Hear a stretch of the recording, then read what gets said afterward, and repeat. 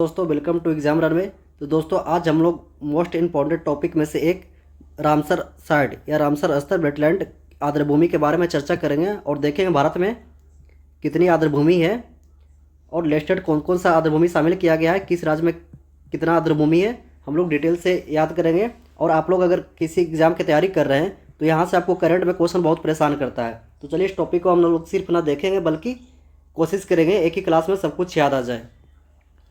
तो पहले होता है आर्द्रभूमि क्या है, ठीक है। वेटलैंड क्या होता है, देखिए वेटलैंड ऐसा भूमि भूभाग होता है जहाँ परितंत्र का बड़ा हिस्सा अस्थायी रूप से या प्रतिवर्ष किसी मौसम में जल से संतृप्त हो। मतलब वैसा हिस्सा जहाँ अस्थायी रूप से या प्रतिवर्ष किसी मौसम में जल का विस्तृत भंडार हो। एक तो ये हो गया, यह भूमि जल और भूमि के बीच संक्रमण क्षेत्र हो। देखिए वैसा क्षेत्र जहाँ भूमि और जल के बीच संक्रमण क्षेत्र हो, ये मान के चलिए आपका भूमि हो गया, ठीक है, और यहाँ जल हो गया, ये इसके वाले क्षेत्र को आपको वेटलैंड कहा जाता है।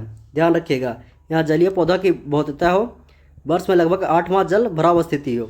ये जो क्षेत्र है ये आपको 8 माह लगभग जल भराव क्षेत्र होगा, उसी को वेटलैंड कहा जाएगा, ठीक है। देखिए यहाँ जलीय पौधा भी होगा, संक्रमण क्षेत्र यहाँ आपको ये हो गया देखने के लिए हो गया, तलछट एक समुद्री क्षेत्र हो गया, संतृप्त मृदा हो गया, जल स्तर हो गया, तो ये आपको वेटलैंड की श्रेणी में आता है। इसका महत्व क्या है, वेरी इंपॉर्टेंट, ये पृथ्वी के गुर्दे के समान काम करता है। जिस तरह हमारे शरीर में किडनी जो होता है गंदगी की सफाई करता है, उसी तरह पृथ्वी के सफाई या पृथ्वी के वातावरण को शुद्ध रखने के लिए ये महत्वपूर्ण होता है। आपको यूपीएससी डायरेक्ट पूछे था स्टेटमेंट वाइज क्वेश्चन में कि पृथ्वी के गुर्दे किसे कहा जाता है, तो आर्द्रभूमि वेटलैंड को कहा जाता है। जाकर के यूपीएससी का पीवाई की देख के यहाँ से डायरेक्ट आपको क्वेश्चन पूछा गया था, ठीक है। उसके बाद होता है जैव विविधता, यहाँ विश्व के 40% प्रजातियाँ पाई जाती है। देखिए जैव विविधता वहाँ ज़्यादा पाया जाता है जहाँ पे आपको संक्रमण क्षेत्र होगा, तो जैव विविधता का हॉटस्पॉट क्षेत्र भी यहाँ देखने को मिलता है। उसके बाद जलवायु परिवर्तन और कार्बन संग्रह को 30%। देखिए यहाँ पेड़ पौधे क्या होते हैं ना, या कार्बन सिंक करते हैं, तो कार्बन 30% कार्बन सिंक करते हैं, इसको ध्यान रखिएगा। आपदा प्रबंधन, तूफानों को अवशेषण के लिए, देखिए आप समुद्र किनारे जाइएगा तो ये आपको जैव विविधता मिलेंगे या आपको आर्द्रभूमि मिलेंगे, वो समुद्र की लहरों को कटाव को सुरक्षित रखते हैं, ठीक है। अब देखते हैं इसी के संबंध में रामसर कन्वेंशन आया था। आर्द्रभूमि को सुरक्षित करने के लिए रामसर आपको जो ईरान का शहर है यहाँ पे ही एक सम्मेलन बुलाया गया था, इसलिए इसे रामसर कन्वेंशन कहते हैं। ये 2 फरवरी 1972 को पहली बैठक हुआ था, हस्ताक्षर रामसर में हुआ था, ईरान का शहर, इसको ध्यान रखिएगा।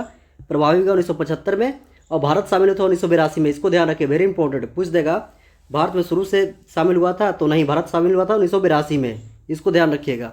और रामसर कन्वेंशन क्यों कहते हैं, क्योंकि आर्द्रभूमि के संरक्षण हेतु ईरान के रामसर शहर में इसको बैठक आयोजित किया गया था, इसलिए रामसर कन्वेंशन के नाम से जाना जाता है, ठीक है, इसको ध्यान रखिएगा। अभी ईरान काफ़ी चर्चा में है, तो रामसर से यहाँ से आपको लोकेशन वाइज क्वेश्चन भी पूछ सकता है। देखिए अब देखते हैं विश्व में सर्वाधिक रामसर कहाँ है, तो आपको यूनाइटेड किंगडम में मिलेगा 175 प्लस है, वेरी इंपॉर्टेंट। मेक्सिको में 144 और भारत में 88, जो कि एशिया में प्रथम स्थान पर है, 88 नहीं 98, जो एशिया में प्रथम स्थान पर है। इसका सचिवालय कहाँ है, तो ग्लैंड स्विट्जरलैंड में यूएसएन के आईयूसीएन के मुख्यालय में है। आईयूसीएन जो है रेड लिस्ट जारी करता है, उसी के मुख्यालय में इसका रामसर साइट का सचिवालय है, इसको ध्यान रखिएगा। अब देखते हैं भारत में रामसर साइट कुल 98 है, ये फरवरी 2026 तक का है। प्रथम रामसर साइट था चिल्का झील जो उड़ीसा में स्थित है, दूसरा था केवलादेव राष्ट्रीय उद्यान जो राजस्थान में है। देखते हैं सबसे बड़ा रामसर साइट सुंदरबन जो पश्चिम बंगाल में है, ठीक है, और सबसे छोटा जो है रेणुका वेटलैंड जो हिमाचल प्रदेश में, वेरी इंपॉर्टेंट, ये क्वेश्चन बार बार आपको एग्जाम में पूछा गया है। सर्वाधिक आपको तमिलनाडु में देखने को मिलेगा 20, और उसके बाद 11 आपको मिलेगा कहाँ, उत्तर प्रदेश में, ध्यान रखिएगा। अब देखते हैं नवीनतम अपडेट, फरवरी में 98वां जो बना है छारीगढ़ गुजरात में, ये आपको खारा आर्द्रभूमि के रूप में घोषित किया गया रामसर स्थल। तो पूछ देगा हाल ही में छारीगढ़ शामिल किया गया रामसर भूमि किस राज्य में है, तो किस में है, तो आपको कहाँ है, गुजरात में है, वेरी इंपॉर्टेंट, इसको ध्यान रखिएगा। छारीगढ़ कहाँ है, गुजरात में है। उसके बाद पटना पक्षी अभ्यारण्य उत्तर प्रदेश में, देखिए वेरी इंपॉर्टेंट, पटना आपको बिहार नहीं मारना है, पटना पक्षी अभ्यारण्य जो एटा जिला, यूपी का एटा जिला में है, वहाँ पे आपको पटना पक्षी अभ्यारण्य देखने को मिलता है, ये उत्तर प्रदेश है। रामसर स्थल शामिल किया गया 97वां है। उसके बाद आपको 96वां है सिल्लीसेठगढ़ राजस्थान में, वेरी इंपॉर्टेंट, कोपरा जलाशय छत्तीसगढ़ में, इसको भी ध्यान रखिएगा। उसके बाद 94 जो आपका है गोविल बिहार में है, गोकुल जलाशय बिहार में है, उदयपुर आपको बिहार में है। उदयपुर झील आपको, उदयपुर झील एक उदयपुर सिटी पड़ता है आपको राजस्थान में, तो राजस्थान टिक नहीं करना है, यहाँ से क्वेश्चन फंसाएगा। ये आपको बिहार में पड़ता है, वेरी इंपॉर्टेंट। देखिए यहाँ से क्वेश्चन अगर आप सेट प्रैक्टिस कर रहे हैं यूपीपीसीएस का, चाहे बीपीएससी हो या यूपीएससी का हो, तो यहाँ से क्वेश्चन आपको देखने को मिल जाएगा। बाकी तो एग्जाम में यहाँ से क्वेश्चन पूछता ही है, ठीक है। तो आप लोग देख लीजिएगा लिस्टेड जो है, छारगढ़, पटना, सिलीसेड, कोपरा, गोगीबील, गोकुल जलाशय, उदयपुर, ये आपको 5 और 6 याद रखना है। उसके बाद देखते हैं और कौन सा है। देखिए विविध टॉपिक में आप लोग पढ़ते हैं तो यहाँ से देखने को मिल जाएगा। जम्मू कश्मीर में कौन 5 है, कौन कौन है, बुल्लर झील, होकेरा, वेरी इंपॉर्टेंट। ये आपको यूपीएससी और यूपीपीसीएस में 3-4 बार क्वेश्चन पूछा गया है।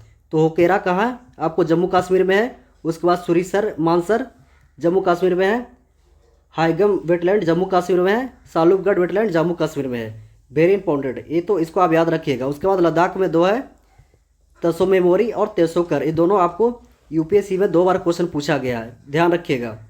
तो तसो मेमोरी और तसोकर कहाँ है, लद्दाख में है। उसके बाद हिमाचल प्रदेश में पोंग बांध, चंदेरेल, रेणुका हिमाचल प्रदेश में, इसको ध्यान रखिएगा। पंजाब में आपको हरिके है, कजली है, रोपड़ है, केशवपुर है, मियानी है, नागल है और ब्यास रिजर्व है। तो आपको पंजाब में 6 है, इसको भी ध्यान रखना है। देखिए आप लोग वीडियो को 1-2 बार देख लीजिएगा। उसके बाद पीडीएफ आपको टेलीग्राम चैनल ज्वाइन कर लीजिए, वहाँ टेलीग्राम पे पीडीएफ अपलोड कर दिया जाता है।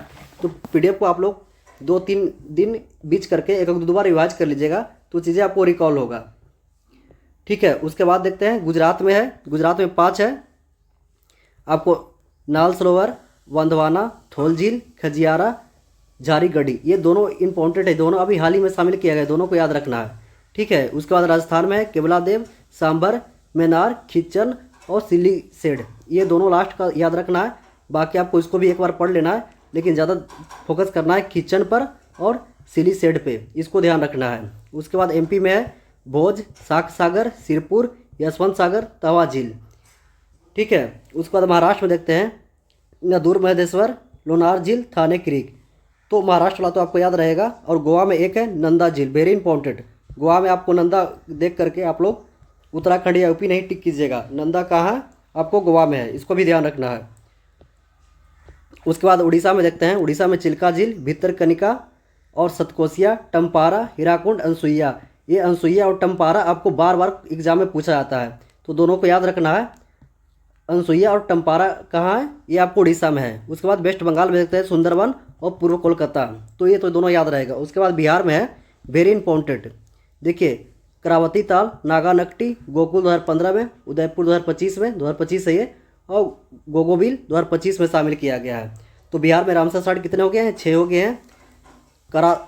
कावरताल, नागानकटी, गोकुल, उदयपुर, गोगाबिल, इसको ध्यान रखना है। उसके बाद मणिपुर में लोकटक झील, वेरी इंपॉर्टेंट, आपको 71वें बीपीएससी में ये क्वेश्चन डायरेक्ट पूछा गया था। असम में दीपोर बिल, इसको ध्यान रखना है।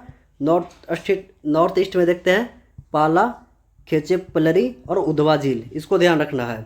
ये आपको उधवा कहाँ है, झारखंड में है, वेरी इंपॉर्टेंट, अभी हाल ही में शामिल किया गया है। उसके बाद खेचोपलरी है सिक्किम में और पाला है मिजोरम में।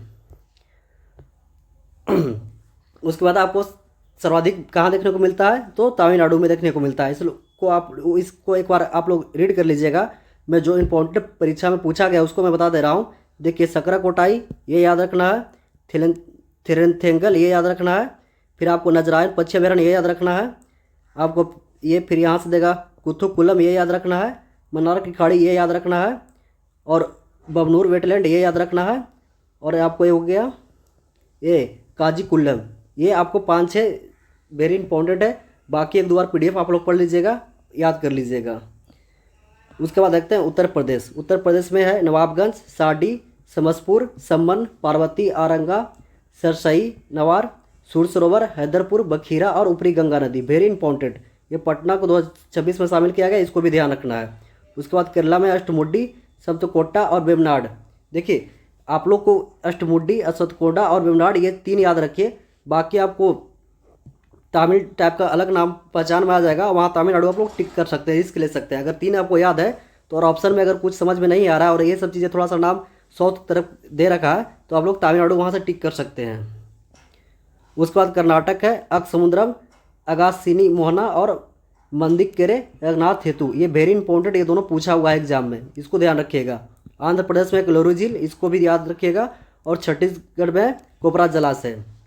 ठीक है, अब देखते हैं माउंटेन्स रिकॉर्ड क्या होता है। देखिए माउंटेन्स रिकॉर्ड वो होता है वैसे आर्द्रभूमि जो अपनी संरक्षण या अपनी संरक्षण के लिए उनको अधिक ज़रूरत है या प्रदूषण के कगार पर पहुंच गए हैं,